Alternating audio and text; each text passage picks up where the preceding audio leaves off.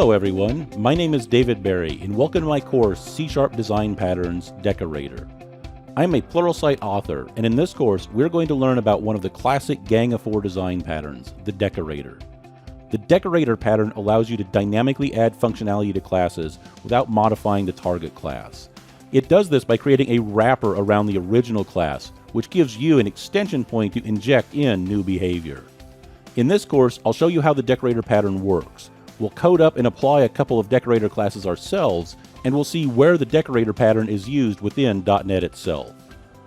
Before starting this course, you should be comfortable with object-oriented concepts in C#, especially the use of interfaces. By the end of this course, you'll know everything you need to know about how to use the Decorator pattern in your projects. I hope you'll join me on this journey to learn the Decorator design pattern in C# with this course on Pluralsight.